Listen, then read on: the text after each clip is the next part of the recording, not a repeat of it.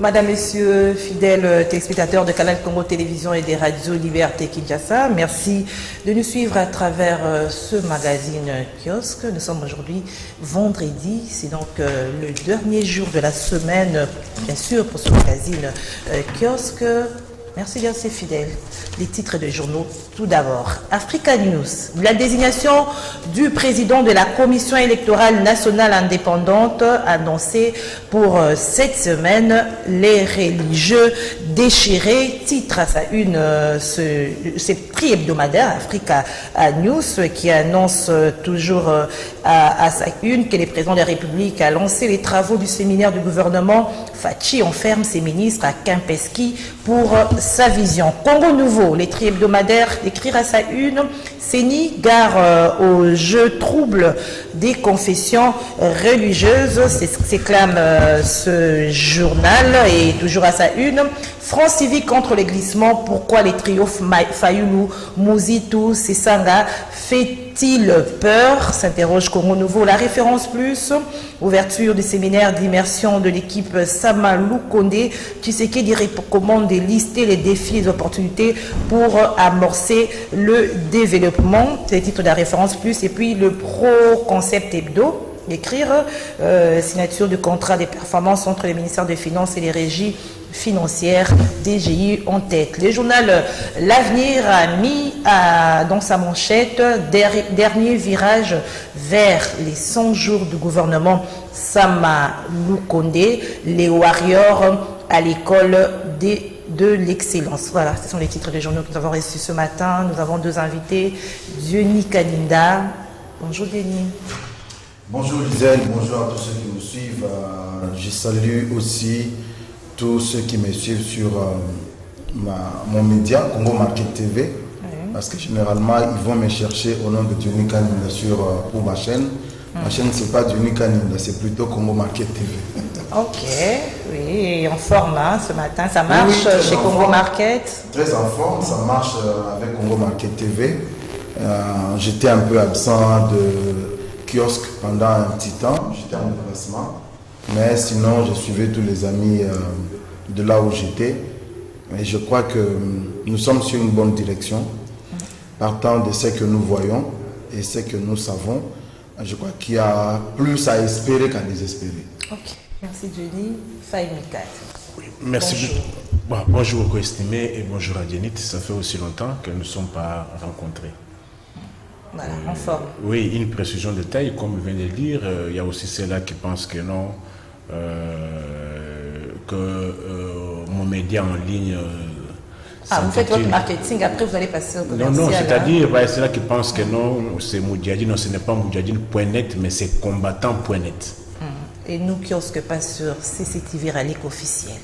C'est le site que vous devez suivre, Kiosque en ligne et en direct. Voilà. L'actualité ce matin, c'est le discours du chef de l'État, Félix-Antoine Tshisekedi, hier dans l'ouverture du séminaire de membres du gouvernement Samalou Kondé. D'abord la tenue de ces séminaires, quelle analyse Diony, c'est pas la première fois, à chaque gouvernement, il y a toujours ces genres de séminaires qui s'organisent. Enfin c'est à Zongo, cette fois-ci à Kinshasa. Quelle analyse par rapport à la tenue de ce séminaire? Non, mais moi je crois qu'il était temps que ce séminaire ait lieu. Ça s'appelle séminaire d'immersion.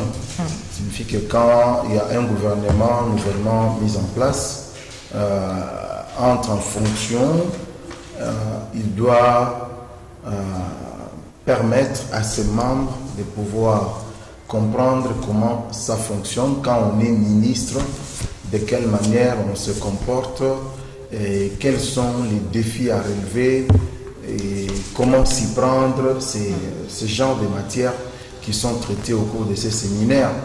Mais je pense aussi en ce moment-là que c'est une occasion pour que finalement les membres du gouvernement, après avoir passé 2 mois, je crois qu'on entend déjà vers les 3 mois. 3 mois déjà. 3 mois déjà. Il est temps que chacun puisse essayer d'évaluer ce qu'il a fait jusqu'ici, ce qu'il a produit jusqu'ici comme travail, parce qu'en réalité, les résultats attendus par la population du chef de l'État dépendent du travail que fait chaque ministre de manière sectorielle. Si par exemple, au niveau du ministère des Mines, rien n'a été fait par le ministre de Mines. Je crois que les conséquences vont vite se répercuter sur le bilan du président de la République.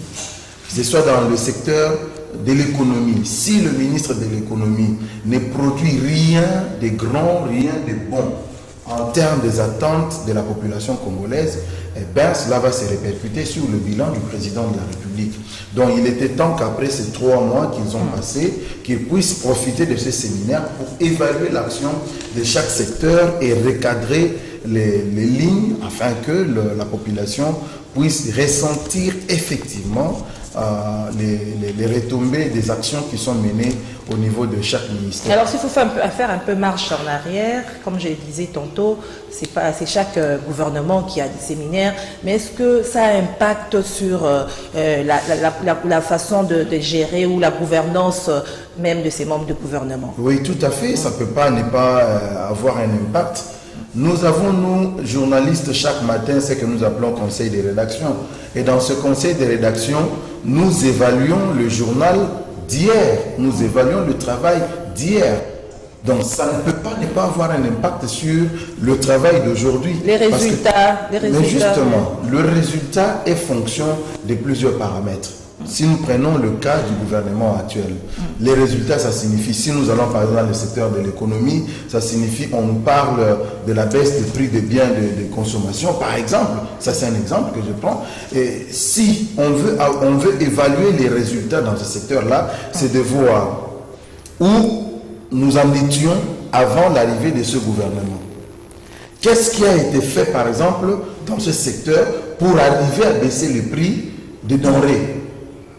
Et quels sont les blocages, quels sont les freins qui se présentent devant cette action?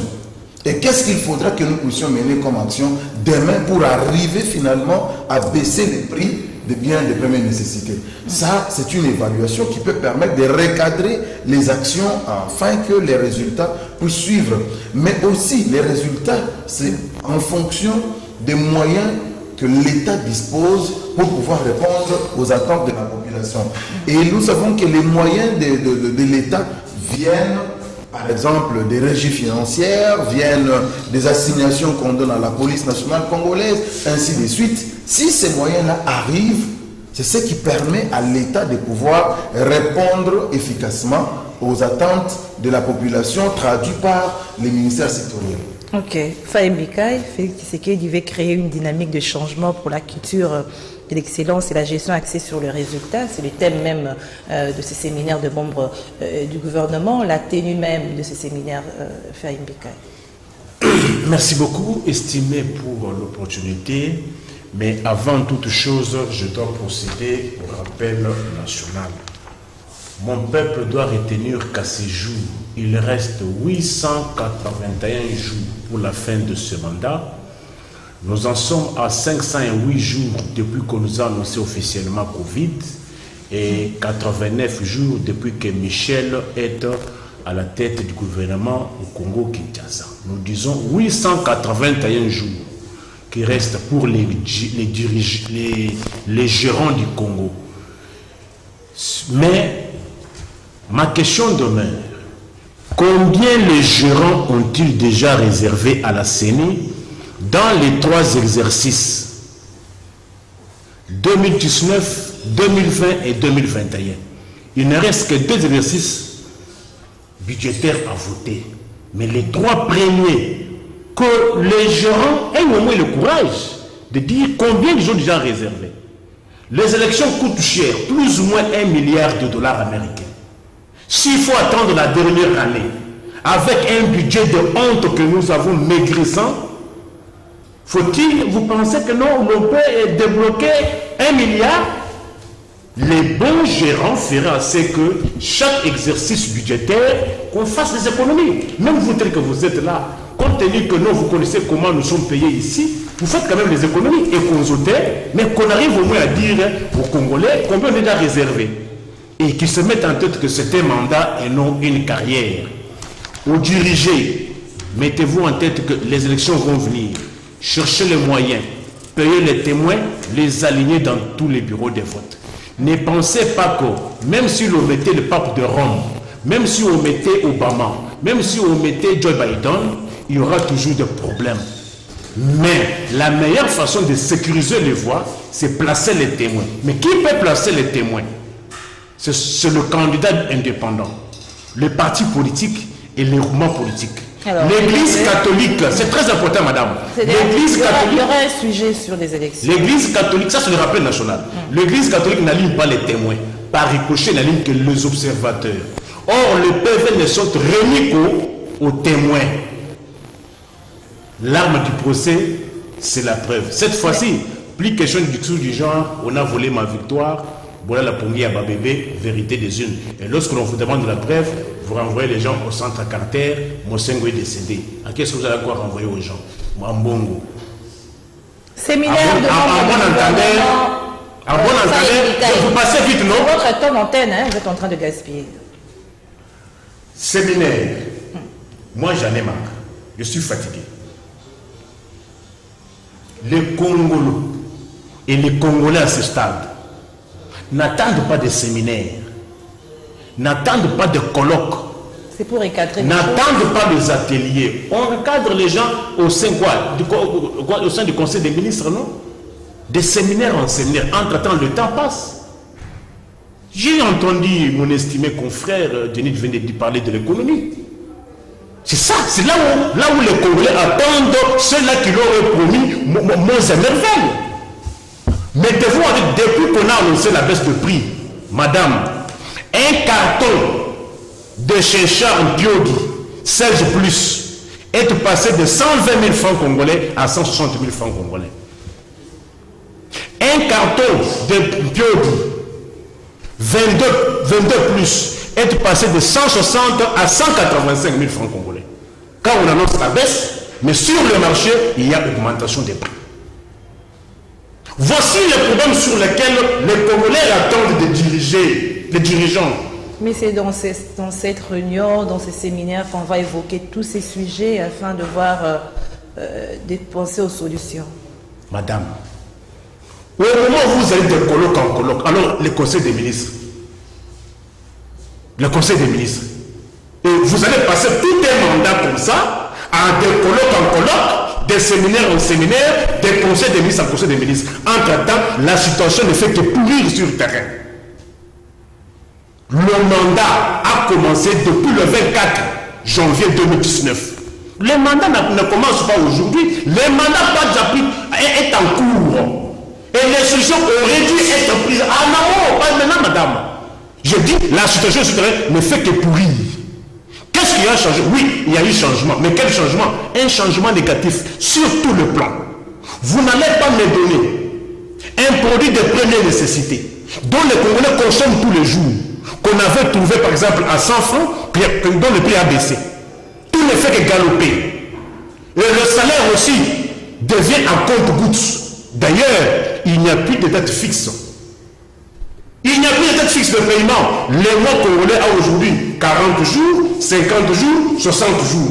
On vient de payer les agents de la Gérard pour les mois de février, le mois de mai. On vient de le payer maintenant. Oh, nous sommes déjà fin juillet. Mais on parle là, changement. Oui, il y a un changement, un très mauvais changement. Et les Congolais qui ont perdu la leur, le sang qui a coulé, même dans leur tombe, ils regrettent d'avoir. Mais Faye, le chef de l'État, dans ses discours lors de l'ouverture de ces séminaires, il a promis l'évaluation chaque 6 mois des ministres. Il faut attendre qu'il évalue, comme ça il va déceler tous ces failles-là que vous êtes en train d'énumérer. Vous êtes dans la futurologie. Mais moi, je ne suis pas futurologue. Moi, je vis le présent. Dites-moi les Congolais qui attendaient le changement hier, mais qui sont bons hier. Dites-moi, les familles de Maman Chantal, que le Congolais s'approche à marcher Zambou, qu'est-ce que ces familles a bénéficié?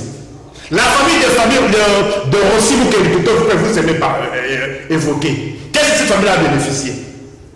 Avec cette flambée de prix, madame, l'État dans le monde n'a que 2 missions principales. La sécurité des personnes et de leurs biens. Peut-on parler de sécurité des personnes et de leurs biens? Allez à Iroulou. voire dans lesquels mon peuple Denis passe. Kaninda, nous parlons du discours du chef de l'État. Nous sommes en train d'analyser les discours qu'a tenu le chef hier lors de l'ouverture de ce séminaire des membres du gouvernement des Warriors. Il a promis une évaluation 6 mois durant, mais lequel se pose la question, qu'en est-il de l'évaluation des gouverneurs? C'était la même chose avec les gouverneurs. Chaque trimestriellement, on va commencer à évaluer les gouverneurs. Aujourd'hui, on promet encore évaluer les membres du gouvernement. 6 mois. Après. Oui, nous devons nous interroger effectivement sur l'évaluation des gouverneurs, mais vous savez, entre-temps, s'il faut analyser la question froidement, qu'il y a eu plusieurs bouleversements qui sont intervenus entre-temps, donc entre le séminaire qui a eu ici à Kinshasa des gouverneurs, c'était je crois au fleuve Congo Hotel, jusqu'à aujourd'hui, il y a eu plusieurs bouleversements, notamment le vent qui a soufflé avec le FCC pour les changements des gouverneurs, les assemblées provinciales avec les gouverneurs. Il y avait trop de bouleversements. Ça a empêché cette évaluation? Je crois que dans ce contexte-là, il n'était pas possible d'organiser ce séminaire. Ça, c'est de 1.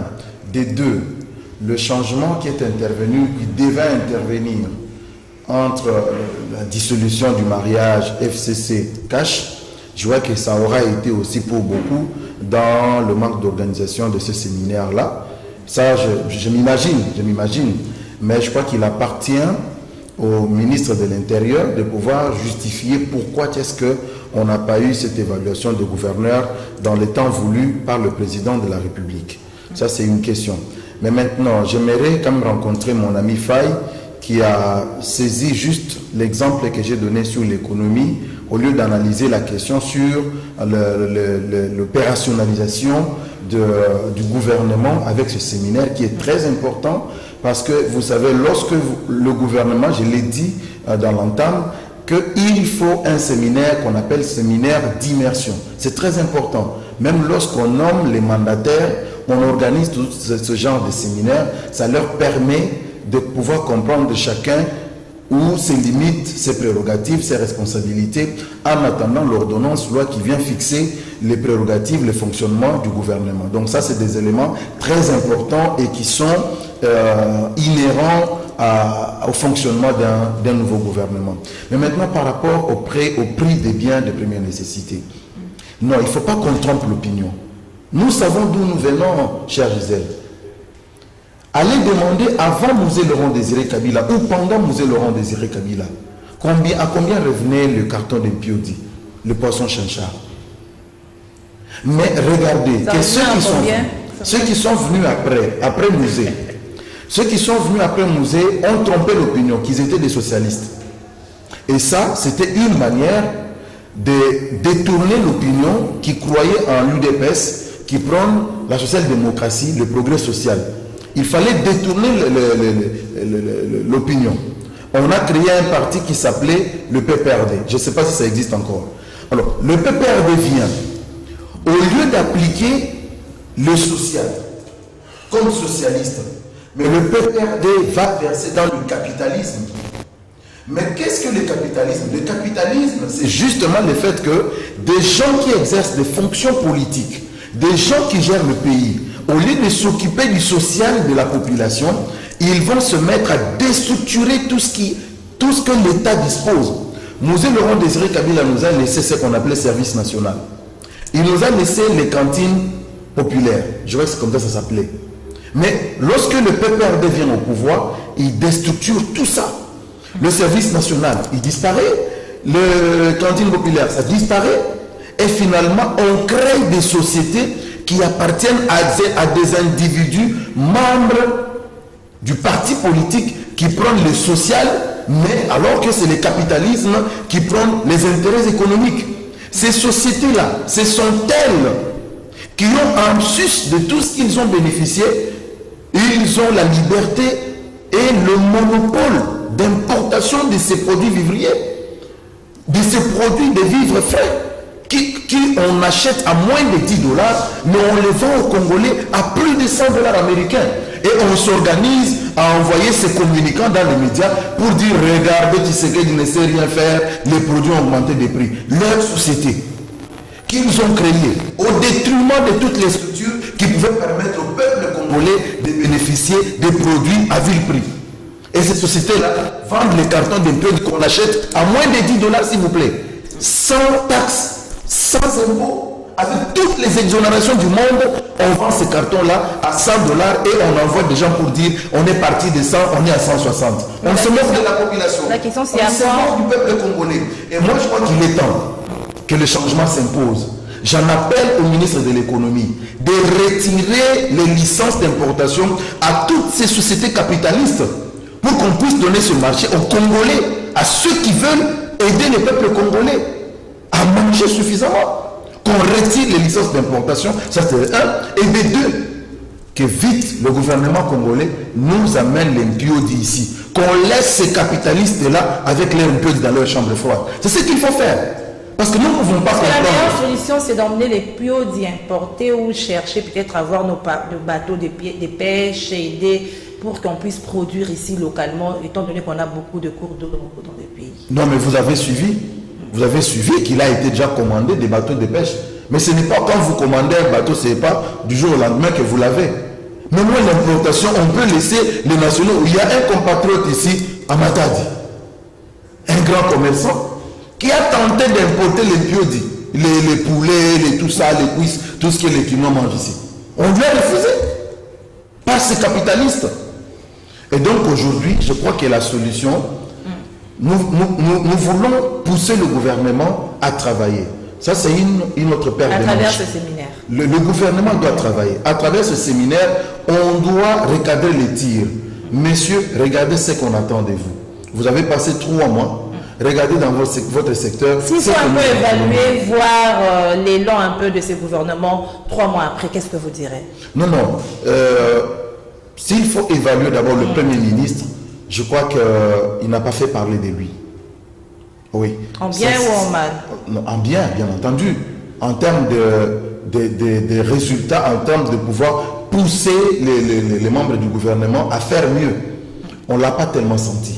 Parce que moi, j'attendais par exemple du Premier ministre que l'on voie une certaine volonté d'aller sur le terrain, parce qu'on a vu le président le faire. On a vu le président le faire, aller sur le terrain, vérifier est-ce que le travail est fait réellement, ce qui s'est passé dans l'Est du Congo avec l'armée et tout ça. Le président est allé vérifier ce qui se passe. Combien de militaires nous avons? Combien on leur paye? Ça, c'est le travail qu'on devait avoir du Premier ministre. Donc, moi, je l'attends beaucoup plus sur cette piste-là, sur le terrain, parce qu'un warrior, ce n'est pas vraiment dans le bureau. Un peu plus agressif dans l'action, sur le terrain, pour amener les membres du gouvernement à agir. Parce qu'il n'est pas intéressant de lancer des actions, on vous dit par exemple le programme Tchilé-Gelou. Ok, on lance le programme Tchilé-Gelou. Mais après, on ne voit pas les résultats sur le terrain. Il faut que le président vienne suivre le projet Tchilé-Gelou. Il y a un problème. Donc, autant nous disons qu'il y a des choses qui se font, mais autant nous disons qu'il faut encore faire. Parce que nous ne pouvons pas accepter. Parce que si le Premier ministre dort sur ses lauriers, les ministres vont dormir. Et si les ministres dorment, c'est les résultats qui en pâtissent. Et là, c'est le bilan du président de la République. Et pas seulement le bilan du président de la République, c'est le peuple congolais qui n'aura pas trouvé son compte. Justement, par rapport au bilan Diony Kaninda, évalué 6 mois après les membres du gouvernement, alors qu'on s'approche déjà de 2023, est-ce là pas une façon pour le chef de l'État d'essayer un peu de partager, au cas où on parlerait d'échec du mandat, voilà, de partager avec chaque ministre, de sens dire que si on a échoué parce que celui-ci n'a pas bien travaillé. Non. Le président, il est le seul répondant face à la population congolaise. C'est lui seul. Et c'est comme ça même que moi, je me moque un peu de ceux qui pensent qu'il faut entretenir des alliances gauche à droite et tout ça. Je vois des mouvements des politiques qui vont gauche à droite. Il ne faut pas oublier que c'est seul le président qui est le responsable du bilan. Mais il faut aussi retenir que lorsque nous parlons bilan, nous parlons du président de la République parce qu'il pourra se présenter comme candidat, peut-être indépendant, peut-être pour le compte de l'UDPS en 2023. Mais il ne faut pas oublier que les partis politiques qui font partie du gouvernement Sama Lukonde vont partager le bilan parce que si, par exemple, le MLC vient se présenter aux élections, on dira, attendez, MLC, vous étiez là, qu'est-ce que votre ministre a fait? Qu'est-ce que Maman Bazaïba a fait au gouvernement? Est-ce qu'elle est passée inaperçue ou elle a efficacement travaillé? Ça va jouer en faveur du MLC. Si on regarde par exemple pour le parti Ensemble pour la République, on regarde tous les ministres du parti. Est-ce que vous êtes passé inaperçu ou effectivement vous avez travaillé, vous avez produit les résultats, mais ça n'a pas donné au finish lorsqu'on regarde de manière globale? C'est comme un élève qui a fait des points dans tel ou tel autre cours, mais lorsqu'on regarde la sommation, il n'a pas atteint plus de 50%, on dit de reprendre. Donc si chaque ministre qui vient d'un parti politique ne travaille pas, il se dit non, moi je croise les bras comme ça, le résultat de Tshisekedi sera négatif. Mais la population va aussi évaluer son parti politique. C'est ça en fait, c'est qu'il est derrière la tête du chef. Il va se laver. Il faut mettre les gens devant leurs responsabilités. C'est que c'est moi qui réponds du bilan de manière globale, mais n'oubliez pas que vous venez de partis politiques qui auront besoin de suffrages demain. Et pour ça, vous devez travailler. Alors, nous sommes encore dans les discours du chef. Hier, lorsque nous parlons du séminaire, Fahim Bikaï, le chef de l'État a appelé le membre du gouvernement. Il n'y a pas de place. Il a évité des prises de position partisanes qui viendront nuire à l'idéal du peuple d'abord. Il a également dit qu'il n'y avait pas de place pour satisfaire les caprices des autorités morales. Est-ce qu'il a vu qu'il y a un problème par rapport à ces membres du gouvernement qui proviennent tous des partis politiques et qu'au lieu de travailler pour le peuple, ils travaillent plus pour satisfaire leurs autorités morales? Oui. J'aimerais d'abord regarder certaines choses. Soit je me dis, Djenit l'a fait sciemment, ou soit il n'a pas la maîtrise de cela. La social-démocratie n'est pas un système économique. Dans le monde, nous n'avons que deux systèmes économiques, le capitalisme et le socialisme. La social-démocratie n'est pas un système économique. Nous, Congo-Kinshasa, nous sommes dans le système économique capitaliste. Le Congo s'est inscrit dans cette logique-là. C'est-à-dire, quelles sont les caractéristiques du capitalisme? La libre concurrence, l'économie des marchés, la non-intervention de l'État. Mais c'est quel comportement on fait tuer des gens sur base de mensonges? Et puis on prend le pouvoir, on continue à se lamenter. Quel est cet opérateur économique exerçant au Congo qui peut dépasser l'État? Mais on continue à se lamenter, retourner sur les arbres. Vous êtes le pouvoir ne se plaint pas. Mais on dit que non, il y a des opérateurs économiques, il y a des opérateurs économiques. Mais qu'est-ce que vous faites de vous l'État? Mais s'il y a un opérateur économique qui s'impose plus que l'État, même les ressources. Mais pas brutalement aussi.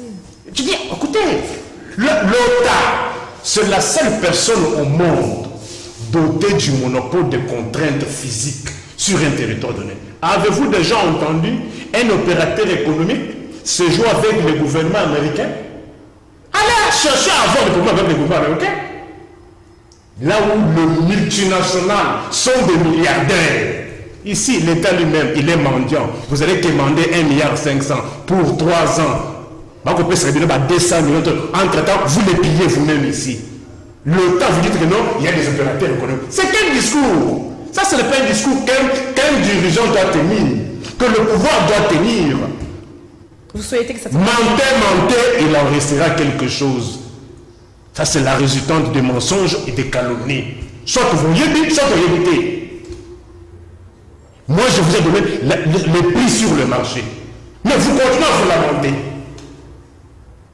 Voici. Moi, j'entendais que le sucre 32 centilitres qu'on avait trouvé à 800 francs congolais, aujourd'hui, qui nage autour de 1200, 1500 francs congolais. Avons-nous reculé ou avons-nous avancé? Qu'est-ce qu'on a corrigé sur ce point-là? 100 $ américains s'échangeaient autour de 160 000. Aujourd'hui, il est autour de 200, 220 000. Avons-nous reculé, avons-nous détruit? Oui, un bidon d'huile de 10 litres que le régime de misère avait trouvé à 15 000 francs congolais. Aujourd'hui, c'est autour de 40 000 francs congolais. Mais est-ce qu'il y a le salaire pour compenser cela? Les impayés. Comment vous tenez ce propos? Allez en Galiéman. Nous avons des malades là-bas. Il n'y a plus de médecins. Qu'est-ce qu'on veut faire alors? Mais en même temps, vous êtes dans les colloques, vous êtes dans les ateliers. Alors revenons-en. Nous sommes dans la gestion. Ça, c'est la gestion du pays. Gérer, c'est quoi? C'est anticiper. Gérer, c'est quoi? C'est prévoir. Mais ici, qu'est-ce qu'on prévoit? Qu'est-ce qu'on anticipe ici? On est que dans les calomnies, dans le mensonge. On a fait. En plus, lorsqu'on compare un régime, vous ne pouvez pas comparer un régime par rapport à un régime que vous n'avez pas succédé. On vous dit, le 24 janvier 2019, qu'est-ce que vous avez trouvé? La situation était ainsi. Qu'est-ce que vous avez corrigé? Qu'est-ce qu'on a corrigé? Pillage de la réserve stratégique, les impayements, flambée de plus sur le marché, l'insécurité généralisée. Quel est le secteur où il y a la sécurité? La sécurité alimentaire. J'ai réfléchi. Malgré la maladie, je suis malade, j'ai des membres de famille qui sont malades. Mais je me suis dit que je vais. Mais après, je me suis dit, il n'y a même presque pas du courant. Qui vont nous suivre? Qui vont nous suivre? Il y a des radios, 6 frères, 8. Alors, madame, les discours des chefs de l'État. Je suis dans le discours. C'est un discours qui a un caractère économico-social. Je suis dans le secteur économique, je suis dans l'économie sociale. Peut-être que vous ne comprenez pas. C'est un discours, c'est un message qui a un caractère économico-social. Je suis dans l'économie, dans le social et les finances publiques. Je vous aime. Moi, je donne les faits. Je ne suis pas dans les mensonges du genre, ok, non, vous êtes venu au pouvoir le 24 janvier 2019. Qu'est-ce que vous avez trouvé? Qu'est-ce que vous avez amélioré? Qu'est-ce que vous avez détruit? Moi, je vous donne le fait. Un sachet de sucre 5 kilos qui était à 5500, aujourd'hui, vous 10 000 francs congolais. Qu'est-ce qu'on a corrigé? Un plateau de œufs qui était à 4500, aujourd'hui, surtout de 10 000, 9 000 francs congolais. Qu'est-ce qu'on a corrigé? Un sac de riz 25 kilos qui était à 28 000 francs congolais, ou c'est 46 000 francs congolais. C'est beaucoup de produits, hein? Alors qu'est-ce que sous-entend? C'est tous les produits. Vous êtes toujours non, on a dit, on a promis. Alors, on ne vit pas des promesses. Qu'est-ce que sous-entend le chef de l'État, Faïm Bikaï, en appelant les membres du gouvernement à ne pas satisfaire les caprices de leurs autorités morales?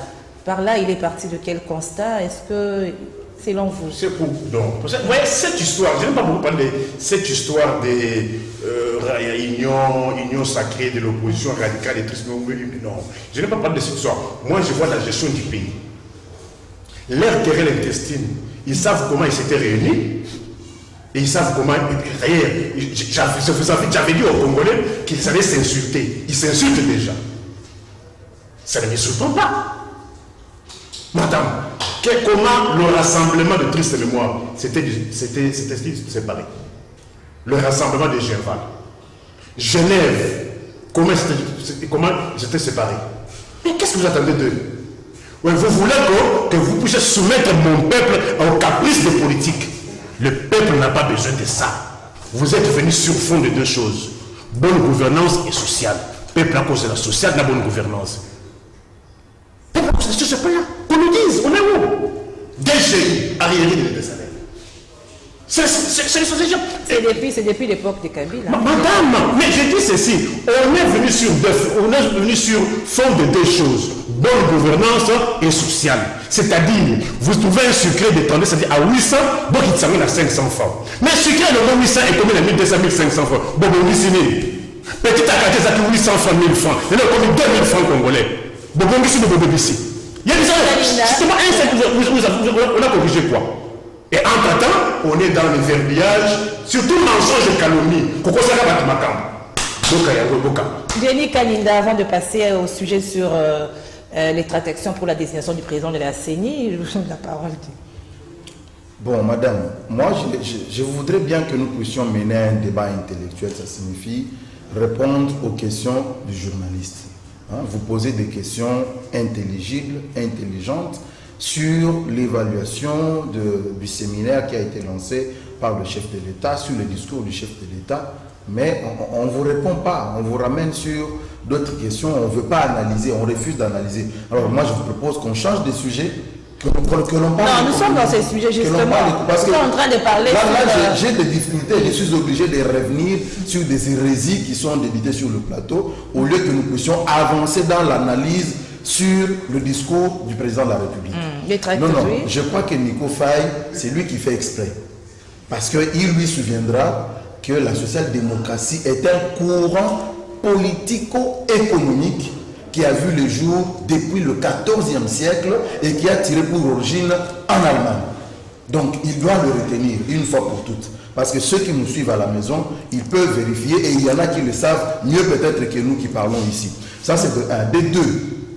Lorsque nous parlons du président de la République, j'aimerais moi répondre à vos questions, au lieu de m'attarder sur des questions. On sait que c'est des gens qui sont en train de faire des manigances sur l'économie, mais je note au moins qu'il est en train de pousser le président de la République, il est en train de pousser le gouvernement à prendre des décisions, même si elles seront impopulaires, mais qu'ils prennent quand même des décisions, même contre les entreprises qui fonctionnent contre les intérêts du peuple congolais. Ça au moins je l'ai entendu dire et je suis content que ça vienne de lui. Et quand ça va se faire, j'aimerais les rencontrer sur ce plateau de kiosque.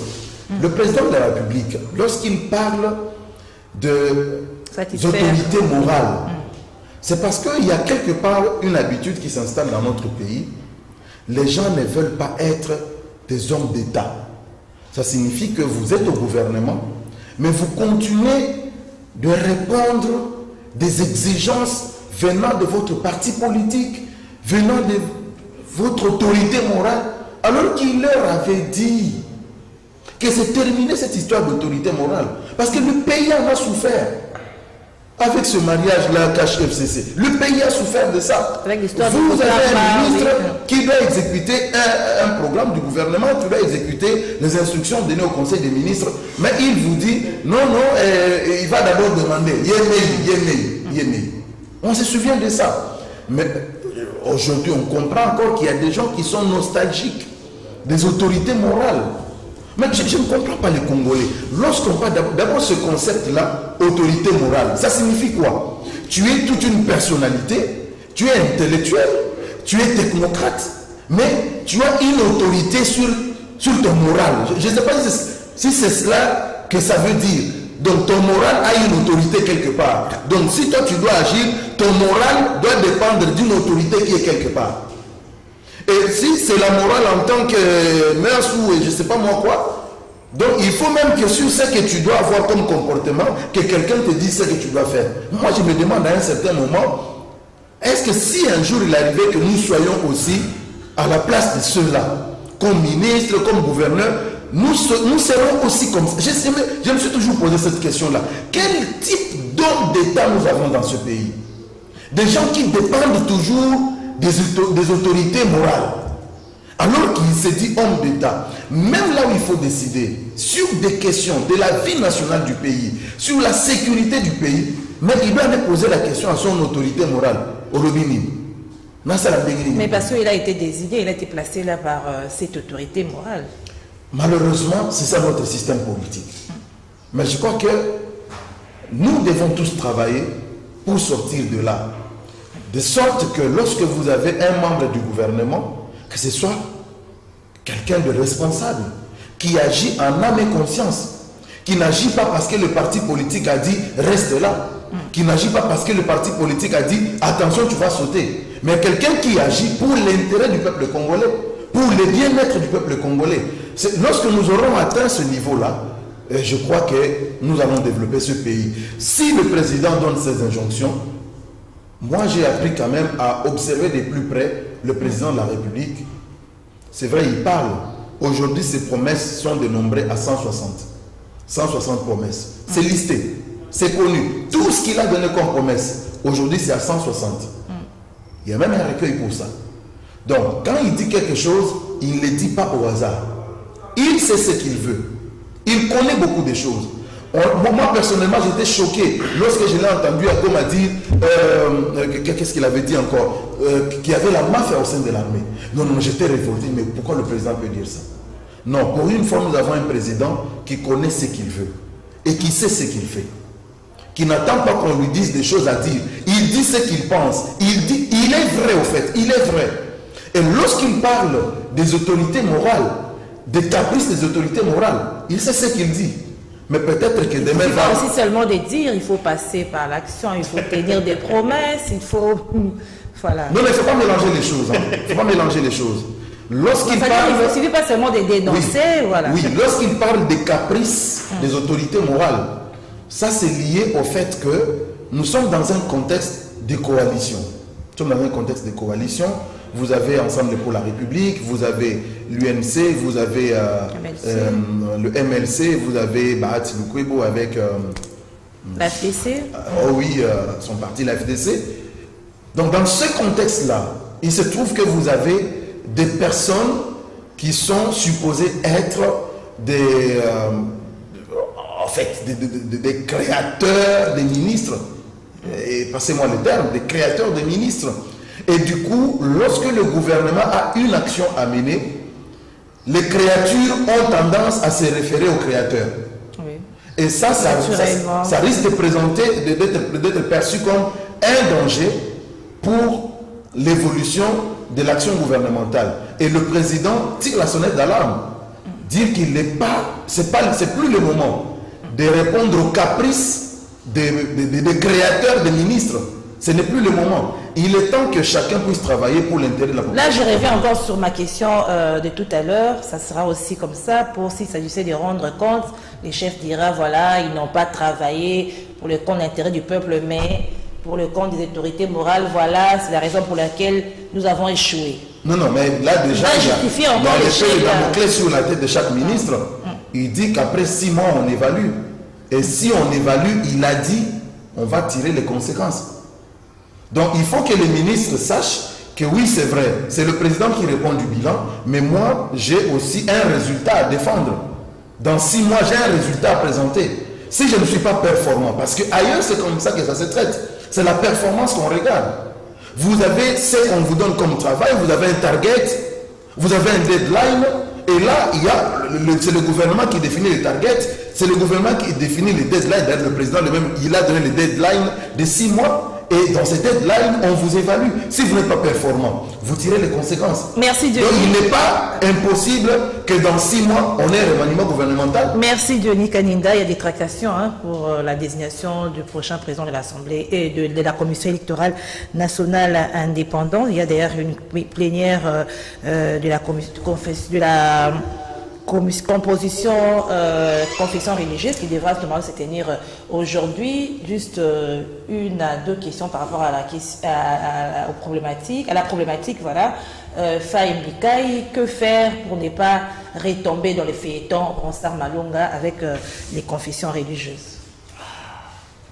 D'ailleurs, avant de commencer cette émission, j'ai reçu un message selon lequel l'Église catholique et l'ECC se seraient retirés. Je dis bien, avant de monter sur ce plateau, j'ai reçu un message selon lequel l'Église catholique et l'ECC se seraient retirés de toutes ces tractations.